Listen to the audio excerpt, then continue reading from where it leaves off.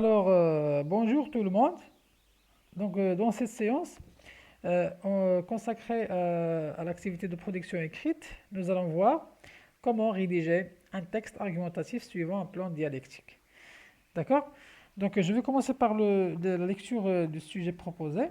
Alors, le sujet, certaines personnes pensent qu'accueillir un étranger chez nous est un acte d'hospitalité et de générosité, alors que d'autres trouvent ce comportement dangereux et manque de prudence. Qu'en pensez-vous?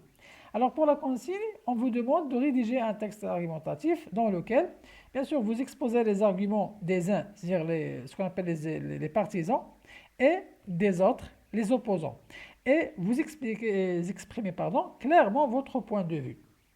Alors je reviens au sujet pour l'expliquer.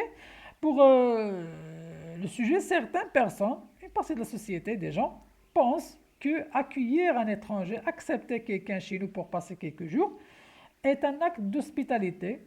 C'est une bonne valeur, un acte bien sûr de convivialité, de politesse, de gentillesse et de générosité. C'est quelqu'un qui est généreux, celui qui fait cet acte. C'est l'idée de la première partie, d'accord? Ce qu'on appelle la thèse.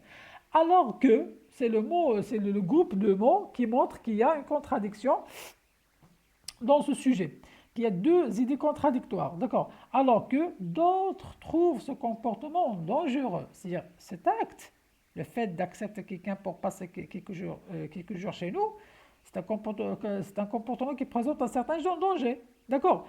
Et manque de prudence, c'est-à-dire les gens qui le font ne prennent pas en considération, d'accord, les mauvaises conséquences qu'on pourrait avoir derrière ce comportement. Qu'en pensez-vous? C'est-à-dire, bien sûr, exprimer votre point de vue de ce sujet.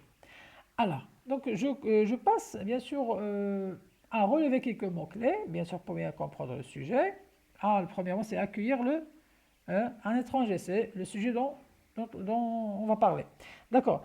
Et puis, elle présente un acte d'hospitalité, de générosité pour les uns, et un comportement dangereux et manque de prudence pour les autres. D'accord. Donc maintenant, puisque vous avez deux idées contradictoires, la première idée ou les idées ou les arguments présentés par ce qu'on appelle les partisans, d'accord?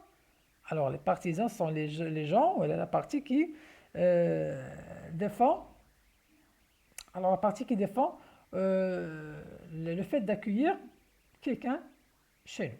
D'accord. Alors, quels sont les arguments présentés par cette partie? Alors, le premier argument, accueillir un étranger est un acte qui émane de notre religion et de notre tradition. C'est-à-dire, pour eux, c'est un comportement qui s'enracine dans notre culture, qui ne vient pas du vide. Deux, c'est une bonne attitude. C'est une bonne attitude, un bon comportement qui aide à diffuser et à renforcer les valeurs suprêmes. Quelles sont ces valeurs suprêmes?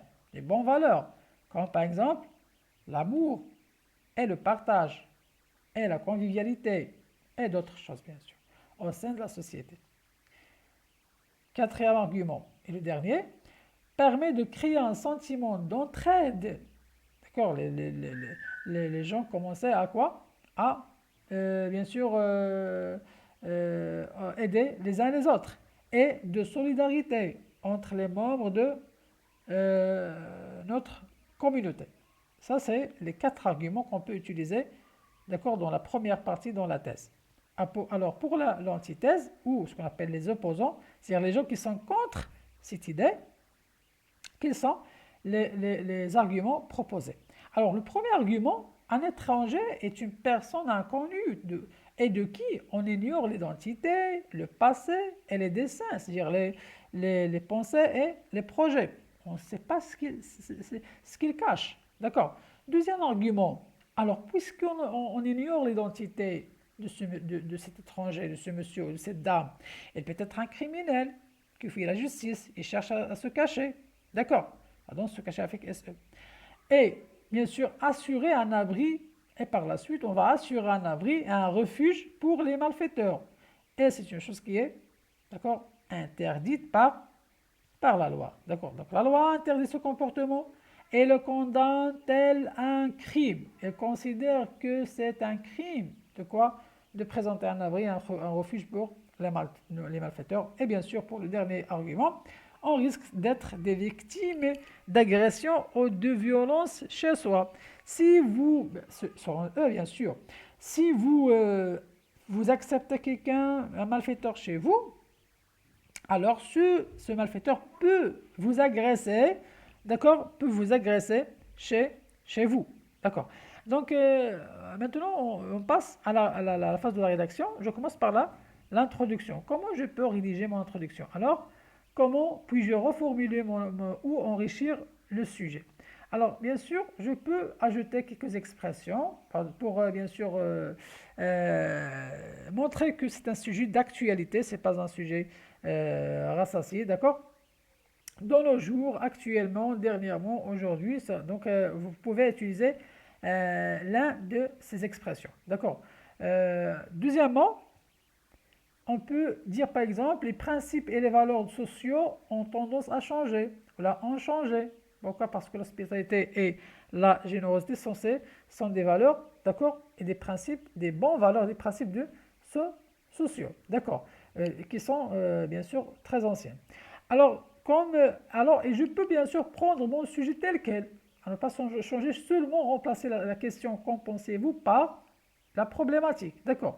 Alors, je peux dire dans la reformulation du sujet, si certaines personnes pensent que le fait d'accueillir chez nous bien sûr un étranger est un acte d'hospitalité et de générosité, d'autres, par contre, j'ai changé le groupe de mots alors que par contre, le trouvent dangereux, voire manque de prudence. Belle, voire manque de prudence. D'accord? Et puis, je peux poser la problématique. Donc, à qui peut-on donner raison? Là, c'est pour l'introduction. Donc, l'exemple de l'introduction, d'accord? Dans nos jours, les habitudes et les principes sociaux de jadis, c'est-à-dire d'autrefois, ont tendance à changer ou ont changé. Si certaines personnes pensent que le fait d'accueillir un étranger est un acte d'hospitalité et de générosité, d'autres, par contre, le trouvent dangereux et manquent de prudence.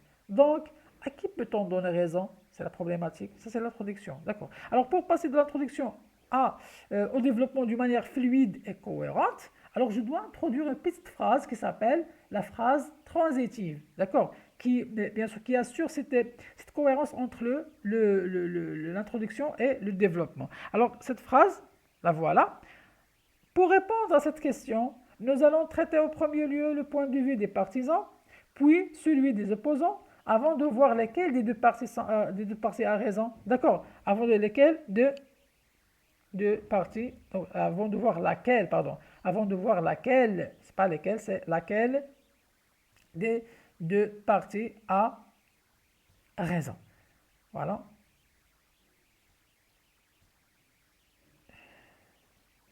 Voilà. Je m'excuse pour ce problème. Donc, avant de voir laquelle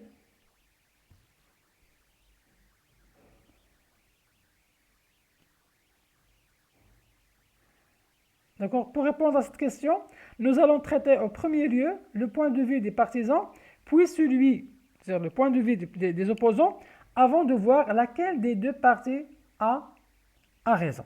Donc c'est une phrase que je peux écrire avant de passer à mon développement. Donc mon développement, comme je l'ai dit avant, contient deux parties contradictoires, d'accord? La thèse et l'antithèse. Donc la première partie, je peux dire par exemple, je vais prendre, là j'ai pris tous les arguments que j'ai cités dans le tableau avant, d'accord? Les partisans de l'accueil, je commence directement mon texte en laissant un petit retrait, voilà, comme ça.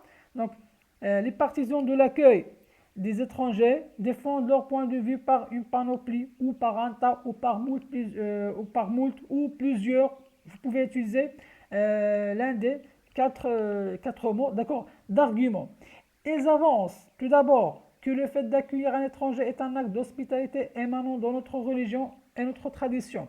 Ils ajoutent ensuite que c'est une bonne attitude qui aide à diffuser et à renforcer les valeurs suprêmes comme l'amour, le partage et la convivialité au sein de la société. Ils insistent en plus que lorsqu'on accueille un nécessité chez nous, cela permet de créer un sentiment d'entraide et de solidarité entre les membres de notre communauté, ce qui assure par la suite sa continuité et son équilibre qui sont à la base de la paix sociale. Voilà la première partie des partisans et les arguments présentés par cette partie. Alors je passe à la deuxième partie. Alors pour montrer qu'il y a une contradiction entre la première et la deuxième partie, je dois utiliser le mot cependant, d'accord. Cependant, c'est un lien logique de quoi? De contradiction. Cependant, les opposants de ce comportement refusent totalement cette idée. Quelle idée? L'idée d'accepter des étrangers chez nous, d'accord. Cette idée, ils soutiennent le refus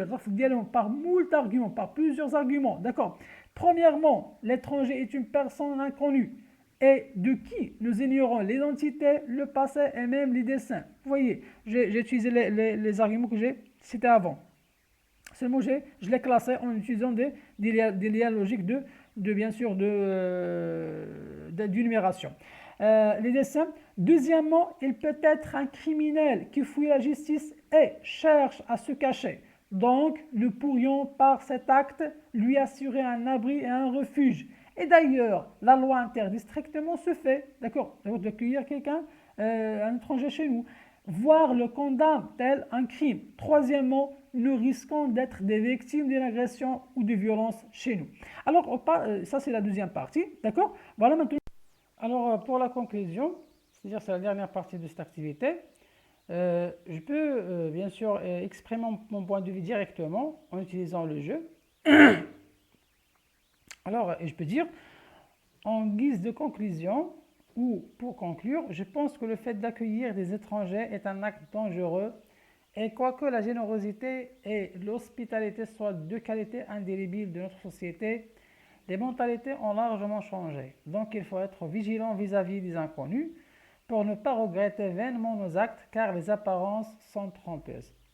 Et je crois qu'il existe plusieurs autres moyens pour aider les nécessiteux, à part l'accueil chez nous, qui peut présenter une certaine menace. Comme vous voyez, pour la conclusion, d'une manière générale, elle est faite sous forme d'une synthèse entre les deux parties, c'est-à-dire entre la première partie des partisans et la deuxième partie des opposants, et à travers laquelle, soit d'une manière directe ou indirecte, je peux exprimer mon accord pour les uns ou pour les autres. D'accord. Alors, pour le texte, je vais accumuler les différentes parties que j'ai rédigées avant pour, bien sûr, avoir un texte comme suit.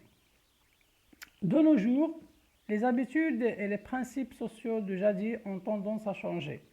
Si certaines personnes pensent que le fait d'accueillir un étranger est un acte d'hospitalité et de générosité, d'autres par contre le trouvent dangereux et manquent de prudence. Donc, à qui peut-on donner raison? Pour répondre à cette question, nous allons traiter en premier lieu le point de vue des partisans, puis celui des opposants, avant de voir lequel des deux est-il raisonnable. Les partisans de l'accueil des étrangers défendent leur point de vue par une panoplie d'arguments. Ils avancent tout d'abord que le fait d'accueillir un étranger est un acte d'hospitalité émanant de notre religion et notre tradition. Ils ajoutent ensuite que c'est une bonne attitude qui aide à diffuser et à renforcer les valeurs suprêmes comme l'amour, le partage et la convivialité au sein de la société.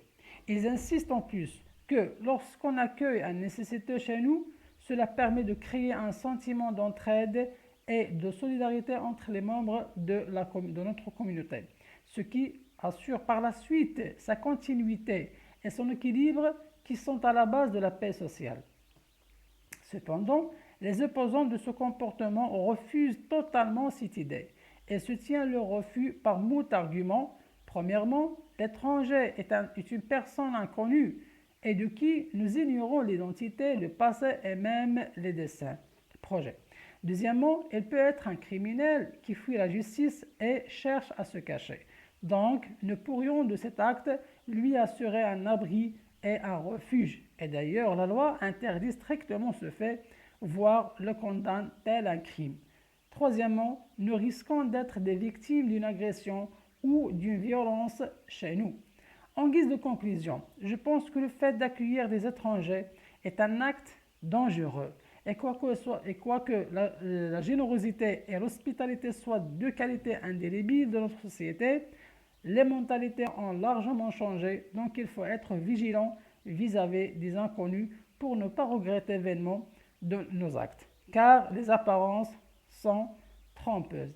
Et je crois qu'il existe plusieurs autres moyens pour aider les nécessiteux, à part l'accueil chez nous, qui peut présenter une certaine menace.